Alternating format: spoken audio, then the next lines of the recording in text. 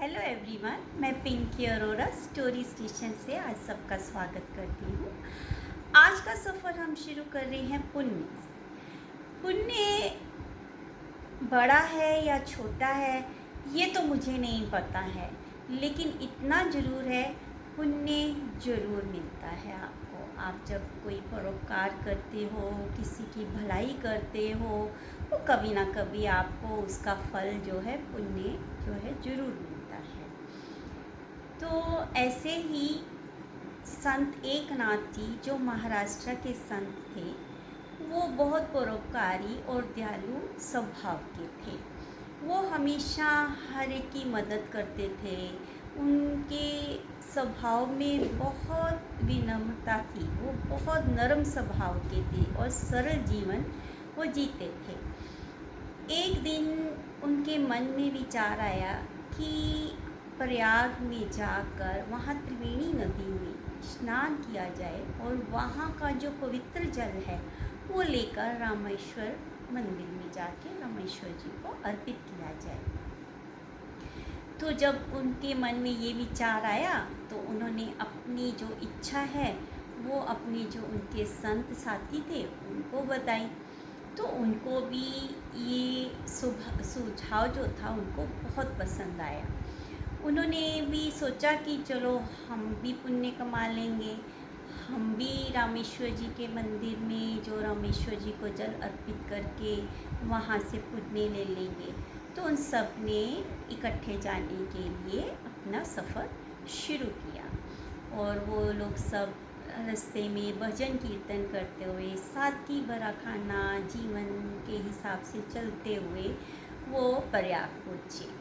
प्रयाग में वहाँ त्रिवेणी नदी में उन्होंने स्नान किया। त्रिवेणी में स्नान करने के बाद में उन्होंने भोजन वगैरह खाया, विश्राम किया। उसके बाद में उन सब ने अपनी अपनी कावेरियों में जल भरा और अपने अपने कंधों पे उठा के वो लोग जो है सब रामेश्वर की ओर प्रस्थान किया। रास्ते में वैसे ही वो अपना भोजन वगैरह किया, उन्होंने थोड़ा विश्राम किया। उन्होंने अभी वो आधे रास्ते ही पहुँचे थे तो उन्होंने देखा कि एक गधा है, उसको बहुत प्यास लगी हुई थी और वो प्यास से तड़फ रहा था। तो जो संतों ने देखा कि उसको तो बहुत प्यास लगी, वो तड़फ रहा है, लेकिन किसी के पास भी पानी की सुविधा नहीं थी। सिर्फ उनके पास जो था कावेरी में जो जल था वही था। आजू बाजू में देखा तो वहाँ भी पानी कहीं उपलब्ध नहीं था। तो उन्होंने सिर्फ दया दृष्टि रखते हुए आगे बढ़ गए। तो संत एकनाथ जो जी थे उन्होंने जब ये देखा कि वो गधा बहुत तड़फ रहा है, उनको लगा कि अगर इसको और थोड़ी देर अगर पानी नहीं मिला तो ये मर जाएगा।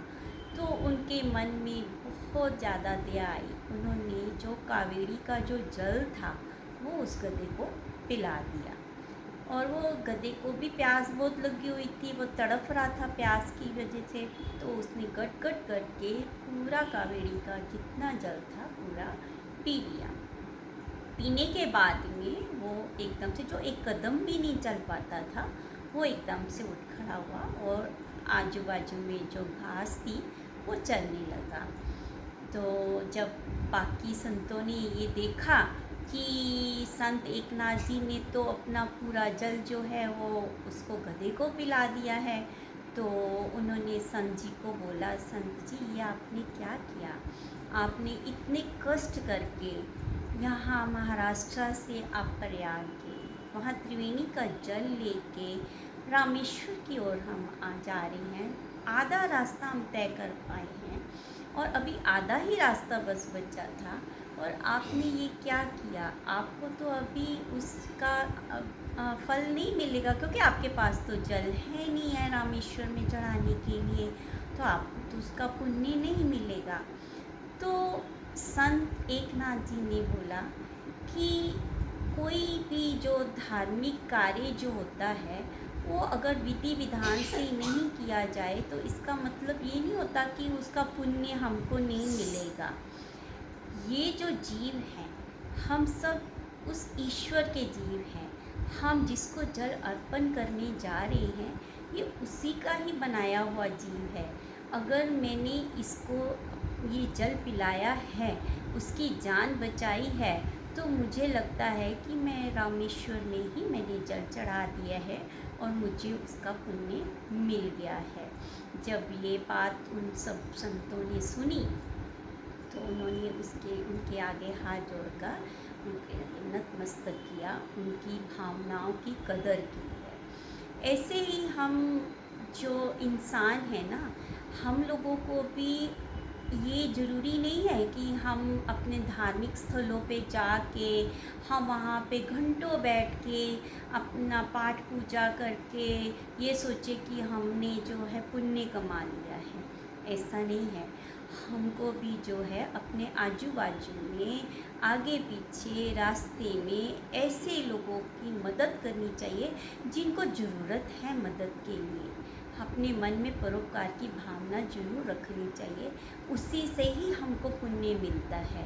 क्योंकि आप जब एक हाथ से किसी की मदद करते हो तो ईश्वर हमेशा दूसरा हाथ जो है आपके आगे बढ़ा के दूसरे हाथ में आपको उस पुण्य का फल देता ज़रूर है। ये तो बात पक्की है। क्योंकि आप देखिए ना, जैसे हमारे जितने गुरु हुए हैं या जितने बड़े संत हुए हैं, आप देखिए उन्होंने कभी किसी को प्रवचन नहीं दिया है। उन्होंने जो भी किया है एक हमको सिखाने के लिए हर चीज़ प्रैक्टिकल करके दिखाई है।